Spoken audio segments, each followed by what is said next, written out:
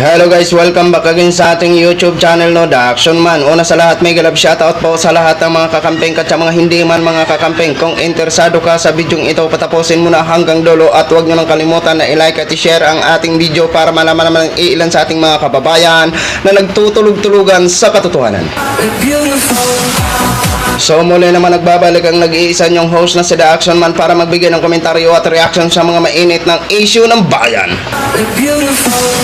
So ito ho mga ka-action, mga kakamping, no, may gusto lang ho ako na i-share sa inyo. Tila na naman ito naman sinapol na naman ito si Senate Bato de la Rosa. Mga ka-action, nakakatawa talaga itong mga eksena ni Senate Bato de la Rosa. Alam ko na panood nyo na siguro itong reaction niya mga ka-action. Ay nako po, matatawa ka po dito. Ito yung reaction niya sa sinabi ni Senate dating Senador Antonio Trillanes na inutusan daw siya para imbestigahan ang nasabing akusasyon. Pero iginigiit niya ni Senate Bato de la Rosa na hindi daw siya kayang diktahan. Kahit tamaan man daw siya ng kidlat ngayon, hindi daw siya nagpapadikta dahil yan ay trabaho niya daw. Oh, talaga, trabaho mo talaga, Senate Bato de la Rosa. Buti naman at alam mo naman na trabaho mo pala yan. Okay? At ito nga po, ang sagot niya mga ka-action sa nasabing parating naman daw na warrant of arrest ng ICC laban sa kanila ho mga ka-action, no? Ito po, siya na po ang bahala dito mga ganong mga ka-action. Tingnan nyo po ang mga reaction niya mga ka-action, ha?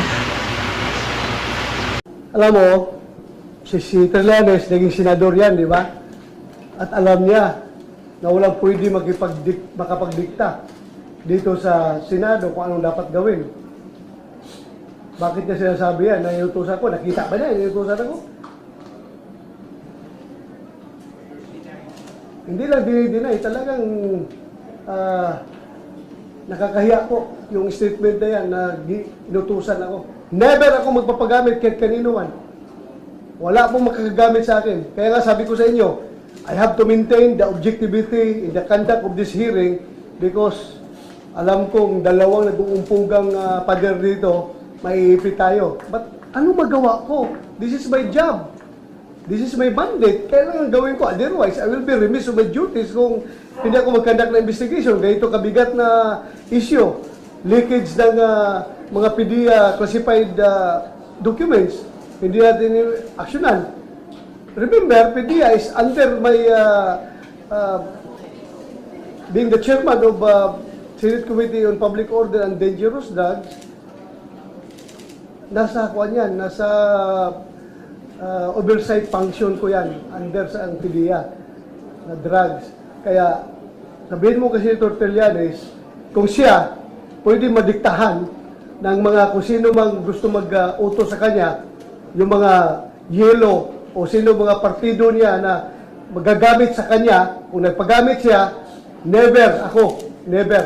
Sabihan mo, Senator Trillanes, kung ikaw isang senador na nagpapagamit sa iyong political party, sa iyong partido, para manira ng mga kalaban ninyo sa politika, wag ako. I can never be used. I swear to God, nobody dictated me. Nobody. Not even President Duterte. President Duterte, hindi tumawag sa akin. Walang malang kahit kunting nihaw-niho para sa kaso na ito. Para sa investigasyon na ito. Wala. Cross my heart, hope to die. Tamaan ako ng kidlat ngayon kung ako'y tinawagan ni President Duterte. That's how frank I am to you. That's how honest I am to you. Kaya ikaw, Trillanes, kung nagpagamit ka noon sa mga political party mo, yung yellow mo na partido, para siraan ang iyong mga political enemy na ginawa mo kay President Duterte noon, huwag ako. I can never be used by President Duterte kung sila'y naglalaban, sila'y nag-aaway ni President Marcos. Hindi po ako magpapagamit at hindi ako pwedeng gamitin. So you're saying you will never be a part ko ng any plan to oust the government? I am a rightist. I am a rightist. I don't want to destroy the existing establishments. Sumusunod po ako ng batas.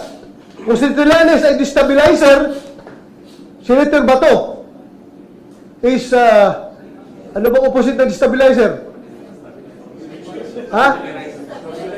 Stabilizer. I want a stable government. I want a stable dispensation. Ayoko po na masira yung ating gobyerno. Kung masira ating gobyerno, masira ating pamumuhay. Di ba? Kaya huwag mo sabihin na ginagamit ako sa isang plot to ousted the president. No! My God! Never! Kaya nga, sabihan mo si Trillanes, sabihan mo, kung ikaw nagpapagamit sa politika, ako, never ako magagamit, ha? Kung ikaw ginagamit ka noon ng political party mo para siraan si President Duterte, para gibain ang administrasyon ng President Duterte, ako, hindi ako magagamit ni President Duterte. Magkita kay Trillanes. Sandali ko lang po yung line of questioning ni Sir John. Ang sabi po ni former Senator Trillanes is, the ICC warrants po will be issued by June or July this year. Did you get your statement or reaction? Pakiulit, hindi ko klaro. Ang sabi po ni former Senator Trillanes is, maaari na daw pong mailabas ang ICC warrant by June or July. Go ahead, make my day, Mr. Trillanes! Sabihan mo! Sige ka lang, ngak dyan ng ICC. Sige! Go ahead! Kahit sumama ka pa, mag-serve ng warrant. Sumama ka, ikaw mismo magpusa sa akin. So yun na ho mga ka-action, mga kakamping no, napakinggan na po natin ang kanyang reaction tungkol sa mga sinabi ni dating Senador Antonio Trillanes. Okay. Hindi daw talaga siya inutusan. Daw, this is my job ang sabi niya. Hindi daw siya kayang diktahan. Alam nyo kasi mga ka-action, mga kakamping, yung iniimbestiga ni Senate Bato de la Rosa ay talagang wala po yan. Oo. Kasi wala ho silang, hindi ho talaga kaya patunayan nila Morales at iba pa. At isa pa sa nakakatawa dyan mga ka-action, mga kakamping, ang mga iilan na mga gimpan drop name ni Morales is namayapa na. Paano pa makapagsalita ang mga namayapa na? Di ba? Di ba may gin-drop din po siya doon na ang iba doon na mayapa na, sus Maria Josep. At pangalawa, hindi na ituloy ang nasabing operation, kaya paano nila mapatunayan yan sa masang Pilipino? Yan lang ay pinapahaba lang nila na wala naman talagang kahinatnan na maganda yan. Di ba? Oh, tungkol naman doon sa sinabi ni Senate Bato de la Rosa, nung panahon ni Antonio Trillanes na senador, ay sinisiraan si ano ba to? Si dating Pangulong Duterte. Hindi po siya sinisiraan para sa amin. Nilalabas lang po ang katotohanan at nagtatanong lang po si Antonio Trillanes. Walang masama kung magtanong ka lang. Pero para sa inyo, ang dating is sinisiraan sa tuwing itong may isinisiwalat si Antonio Trillanes laban kay dating Pangulong Duterte. Okay? Tungkol naman dyan sa ICC, huwag ka naman masyadong masyak.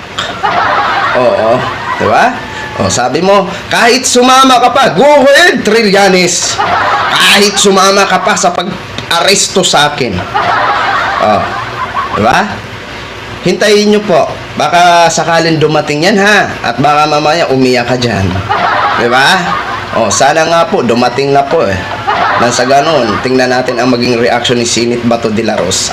Diba? Kasi alam naman po natin ito si Senate Bato de la Rosa na kapag ICC ang pinag-uusapan, inanggagalaiti po siya at yan ang kanyang kahinaan. Dahil mapapalayo na siya sa mahal niya sa buhay kung sakaling maka-release na ng arrest warrant laban sa kanya. Diba? Sinabi niya yan sa kanyang statement na kung malayo siya, malulungkot po siya. Diba? Kaya, Mr. Senador, kung totoong patas ka at trabaho mo ang pagiging mambabatas, patunayan mo sa amin, ha? Huwag kang magparaano dyan na para bang may pinapaborang ka, may inaano ka. Tama po yun. Bilang isang mambabatas, hindi ka pwedeng diktahan. Sana nga po hindi ka na kayang diktahan. Diba? Maganda yan. Magandang sinabi mo yan kung hindi ka kayang diktahan. Diba? Kasi nangangahulugan lang yun na may paninindigan ka at ang iyong loyalty ay sa bayan, hindi puro kanino-kanino lamang. Pero sa nakikita naming senaryo, mukhang malayo yata ang sinabi mo na hindi ka kayang diktahan dahil trabaho mo yan. Kailangan mong imbestigahan. Sana naman po, kapag mga kaibigan nyo, sana wala ng chichi-burichi. Kung kailangan imbestigahan, imbestigahan agad para malaman namin na yan ay wala kayong pinapanigan at wala kayong kinikilingan at wala kayong kinikilala sa ngalan ng investigasyon. Okay? So yun lang ho, mga ka-action, mga kakamping no, share ko lang ho sa inyo. Kayo, ano ang masabi nyo sa mga reaksyon ni Senate Bato de la Rosa laban sa sinabi ni dating Senador Antonio Trillanes? I-comment nyo lang po, huwag nyo pong kalimutan. Maraming salamat po. So maraming salamat po sa ating mga viewers, Luzon, Visayas, South Mindanao, all over the world. Ako po ang inyong lingkod, si The Action Man. Have a good day, everyone. Beautiful.